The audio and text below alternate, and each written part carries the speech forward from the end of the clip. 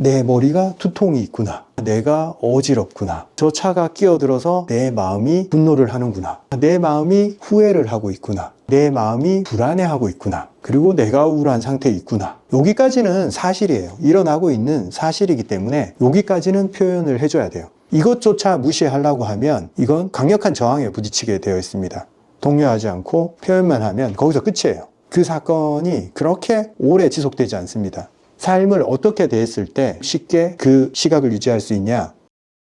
안녕하십니까, 이승원장입니다. 우리 채널이 이름이 바뀌었죠. 원래 이름이 위가 튼튼해지는 모든 방법이었어요. 근데 우리 모두 튼튼으로 바꿨습니다. 우리 채널의 정체성이 변하고 있어요. 정체성이 뭐겠어요? 내가 어떤 사람이다. 그리고 우리 채널은 어떤 채널이다. 이게 정체성이에요. 즉 쉽게 얘기하면 정체성은 우리가 계속 반복하고 있는 그 무엇인가입니다. 그리고 한 사람의 정체성은 고정되어 있지 않습니다. 나는 이런 사람이야 라고 고정되게 생각할 수가 있는데 실제로 본인의 정체성은 본인이 바꿀 수가 있습니다. 나는 부정적인 사람이야. 그건 일시적으로 그런 상태에 오래 머물러 있었기 때문에 그것을 반복했기 때문에 그 정체성이 형성이 된 거예요. 그렇다면 정체성을 바꿀 수 있다는 뜻이죠. 내가 반복하는 게 내 정체성이 되니까. 이승우는 어떤 정체성을 가졌을까? 저는 맨날 유튜브를 찍잖아요. 유튜브를 찍는 사람이에요, 저는. 그리고 저는 매일 아침 한강에 나가서 카약 패들링을 합니다.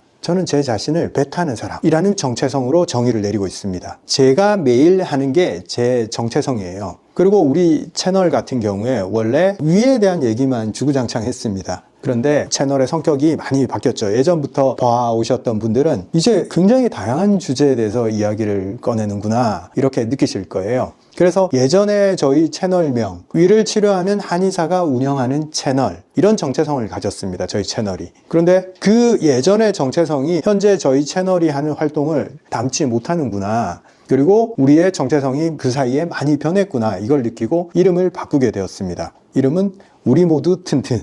예전에 우리의 정체성 자체도 추억의 형태로 좀 남겨놨습니다. 위튼이라는 이름은 그대로 유지하면서 이거에 대한 재정의를 내렸습니다. 우리 모두 튼튼해지자. 어떤 부분이든지. 제 채널을 꾸준히 구독해 주시는 분들은 아실 거예요. 제가 건강에만 절대 국한돼서 이야기를 하지 않는다는 거. 우리의 마음, 우리의 생각, 우리의 삶 이걸 어떻게 개선해 나갈까? 우리의 모든 부분이 더 튼튼해지고 더 건강해지길 바라는 거예요. 저는 사람들의 건강을 해결해 주는 사람으로 시작을 했지만 계속 더 깊은 데를 들여다 보니까 건강은 일부분이구나. 그리고 마음, 삶 다 연결된 거구나. 너무 재밌고 호기심이 드는 거예요. 그래서 그런 주제에 파고들고 있는 중입니다. 거기서 얻는 어떤 느낌들을 여러분들한테 전달해 드리는 것만 해도 제 자신이 너무 기뻐요. 사실 한 2년 전에 매일 운동을 하기 전에 제가 영상을 찍을 때 어떤 느낌이었냐면 숙제 같은 거였어요.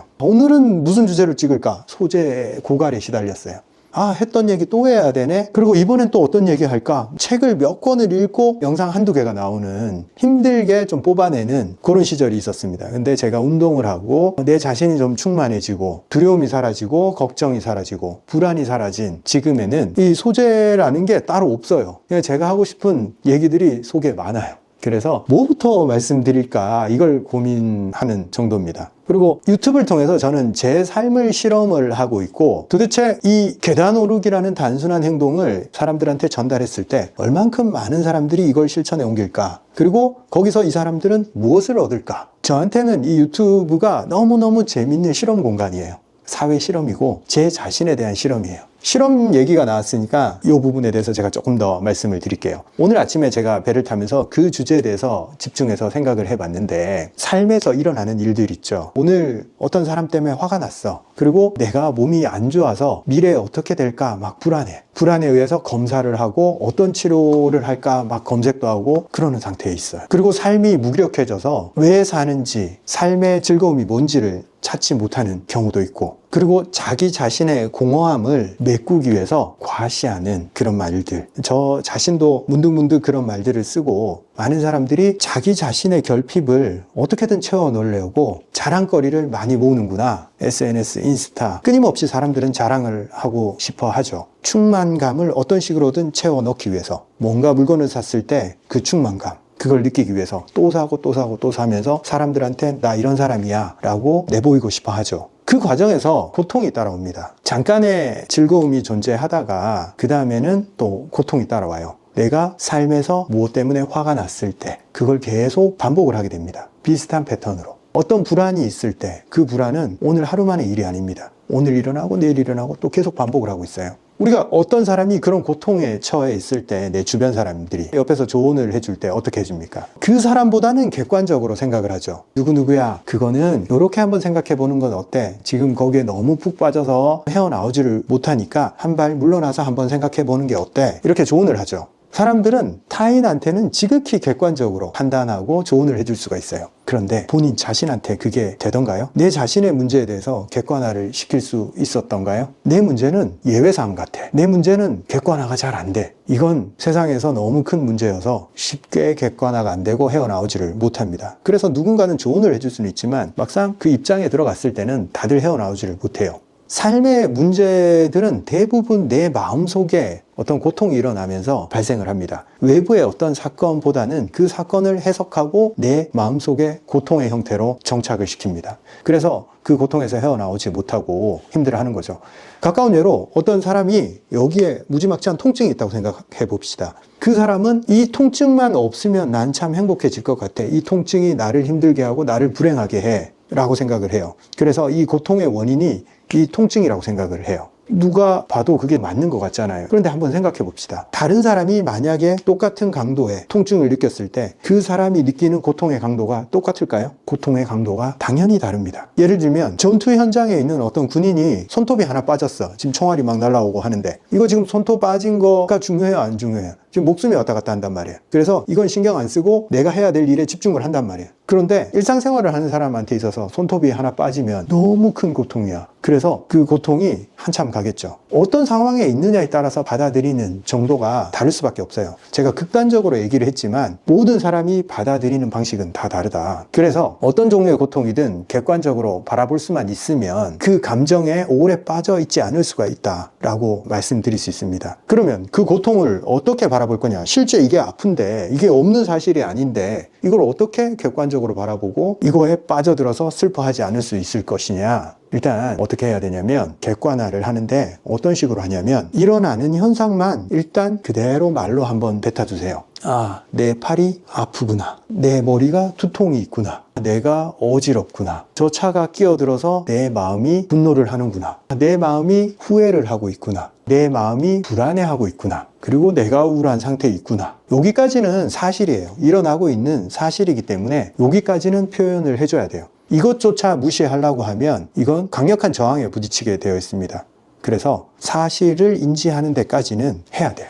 어떤 입장으로? 관찰자의 입장이 되어야 합니다. 그 속에 푹 빠져서 헤어나올 수 없는 고통에 내가 도가니 속에 빠져 있다. 고통의 단지 속에 빠져 있다. 그리고 헤어나올 수 없다. 이런 감각으로 이 사건을 대하면 안 됩니다. 그냥 일어난 사건을 아주 현실 그대로 표현을 합니다. 이건 실제 일어난 일이니까. 그리고 내 마음속에 일어나는 일조차 무시하려고 하면 안 됩니다. 받아들여야 돼요. 그걸 부정하고 싶지만 인정을 해야 돼요. 내가 분노를 하고 있구나. 내가 다른 사람을 시기 질투하고 있구나. 자신의 부끄러운 면이라고 해서 그걸 직시하지 않으면 안 됩니다. 그대로 바라봐야 됩니다. 그대로 바라보면서 현실을 표현을 해줘요. 그러면 어떤 현상이 일어나냐면 입장이 바뀝니다. 원래는 그 고통의 단지 속에 푹 빠져서 내 삶에 일어난 일이라고 생각을 하게 되죠. 근데 한 발 물러나서 관찰자가 됩니다. 이런 일이 일어나는구나. 내 마음속에서. 이런 사건이 일어났어. 그렇구나. 이런 말들을 해야 됩니다. 삶에서 일어나는 일에 대해서. 그렇구나. 이 말만 하면 됩니다. 그 다음 행동들은 어떤 감정이 일어나겠죠. 불안이 증폭이 되고 이걸 어떻게 해야 되고 걱정이 일어나고 과거가 막 후회가 되고 계속 증폭이 되게 되어 있습니다. 왜? 먹이를 줬거든요. 근데 사건을 피하지를 않고 딱 표현만 하는 수준에서 동요하지 않고 표현만 하면 거기서 끝이에요. 그 사건이 그렇게 오래 지속되지 않습니다. 관찰자가 됐다. 이게 쉬운 일이 아니에요. 한 번씩 문득문득 그런 입장이 될 수는 있어도 지속적으로 하기가 어렵습니다. 물론 일상적으로 고통이 없는 사건에 대해서 그렇게 살 필요는 없어요. 그런데 고통이 일어나는 그런 사건에 대해서는 일단 관찰자가 되면 아까 말했죠. 다른 사람한테 객관적 조언을 하듯이 자기 자신을 객관적으로 들여다보면서 객관적인 조언, 실제 해야 될 일이 눈앞에 보이기 시작합니다. 감정으로 흘러가지 않고 실체를 보게 됩니다. 이 사건의 본질은 이런 거구나. 그리고 여기서는 무엇을 해야 되는 거구나. 사건의 실체와 해결 방법이 보이기 시작합니다. 관찰자가 된다. 삶을 어떻게 대하는 자세냐면 실험을 하는 자세예요. 가장 객관적으로 세상을 바라보는 사람들은 과학자들입니다. 과학자들은 어떤 실험을 하면서 거기다가 감정을 대입을 합니까? 아니면 나타나는 사건을 결과 가지고만 분석을 합니까? 절대 감정을 넣으면 안 됩니다. 설령 실험 대상자가 자기 가족이든 누구가 됐든 과학자는 객관적 시각으로 그걸 관찰하는 게 연습이 되어 있는 사람들이죠. 즉 실험을 할 때는 꽤나 객관적 자세가 될 수 있다. 그러면 내 삶에서 내가 객관적 관찰자가 되기 위해서는 삶을 어떻게 대했을 때 쉽게 그 시각을 유지할 수 있냐? 삶을 실험 대상으로 삼는 거예요. 나 자신의 삶, 그리고 타인과의 관계, 힘들고 어렵고 내가 처리하기 힘든 그런 일들, 사건들을 실험의 대상으로 삼는 거예요. 아, 이런 일이 일어났구나. 그렇구나. 이거 흥미로운데? 이거 연구 대상인데? 내 삶에서 일어나는 굉장히 흥미로운 일이구나 이게. 여기서 일어나는 본질은 뭘까? 사실 여기까지 생각 안 해도 돼요. 그냥 흥미만 가지면 돼요. 아, 그렇구나까지만 해도 싹 유체이탈하는 느낌이 나요. 거기에 질퍽질퍽하게 빠져서 도저히 해결할 수 없는 그 느낌에서 빠져나올 수가 있어요. 저기 진흙이 있어서 저렇게 발이 빠졌구나 라고 생각을 하게 되는 거예요. 만약에 질퍽질퍽한 진흙에 빠져서 왜 내 삶에 이런 불행한 일들이 일어나? 남들은 저렇게 마른 땅을 걷고 있는데 나는 오늘 새로 산 신발을 신었는데 이렇게 진흙에 빠져서 오늘 왜 이렇게 재수가 없지? 이렇게 객관화가 되지 않고 불행한 패턴의 사고를 하던 데서 한 발 빼서 내가 관찰자가 됐을 때 무엇을 개선시킬 수 있냐? 오늘 빠진 이 진흙탕이 문제가 되는 게 아니라는 걸 알게 돼요. 내가 끊임없이 진흙탕에 빠지고 저런 반응을 해왔구나 라는 걸 알게 됩니다. 한 발을 빼고 쳐다보면 그때 보이는 거죠. 내가 똑같은 행동으로 똑같이 허우적대고 있구나. 그래서 한 발 뺐을 때 객관화가 된다. 내 삶은 하나의 실험이다. 나는 그 실험을 수행하는 연구자다. 그래서 관찰할 테다. 바라볼 테다. 이런 입장을 유지를 하면 삶의 문제들이 꽤 재밌게 다가옵니다. 본인 지금 마음속 혹은 오늘 하루 종일 며칠 동안 무언가 때문에 고통스러웠던 분들이 계실 거예요. 그 고통의 실체, 이게 뭘까? 이걸 실험 대상으로 삼아서 한번 실험해 보자고요. 도대체 내가 뭘 두려워하고 뭘 불안해하고 있는지 그걸 한번 적어 보세요. 실험의 첫 번째 조건은 관찰입니다. 내가 나 안에서 일어나는 일이기 때문에 이걸 관찰의 대상으로 삼지 못해서 항상 허우적댑니다. 그래서 정말 객관적으로 어떤 일들이 일어나고 있는지 싹 한번 적어 보자고요. 관찰자만 돼도 됩니다. 그걸 가지고 어떻게 하려고까지는 안 하셔도 돼요. 적어보는 것만으로 상당히 재미있는 일이 일어날 거예요. 여러분, 오늘의 드릴입니다. 일단 적어보자. 감사합니다. 다음 시간에 뵙겠습니다. 환기비책에 이어서 위전보 제품이 출시되었습니다. 이름을 보면 아실 수 있겠죠. 위전보. 위장 점막 보호를 위한 건강기능식품입니다. 드셔보시면 액상으로 되어 있고 하루 한 포 드시면 됩니다. 제가 늘 말씀드렸어요. 위장에서 가장 중요한 것은 점막이다. 점막이 건강하고 충분히 두껍게 형성되어 있으면 다른 문제가 생기지 않는다. 위염이든 위축성 위염이든 장상폐하생이든 위장에서 발생하는 질환들은 전부 점막의 문제일 뿐이다. 그래서 점막 회복에 초점을 두고 출시한 제품입니다. 위전보는 제 자식 같은 제품이에요. 제가 오랫동안 위장을 주력으로 진찰해 왔고 그 노하우로 출시된 위장을 위한 제품이라고 보시면 됩니다. 제 제품의 의도가 늘 그렇듯이 바로 먹었을 때 반응이 나오는 것보다는 매일매일 꾸준히 행했을 때 변화해가는 점막의 상태, 그것을 목적으로 합니다. 근데 최근 드신 분들의 후기에서 반응들이 좀 빠르게 나오는 것 같아요. 어떤 분들은 좀 빨리 나오겠죠. 제가 심혈을 기울여 만든 제품이니까 믿고 드셔도 좋습니다. 하루하루가 굉장히 중요합니다. 빨리 시작해서 하루를 쌓아 나가서 결국에는 그게 쌓여서 몸의 변화를 일으켜야 되기 때문에 하루라도 빨리 시작하는 거 괜찮습니다.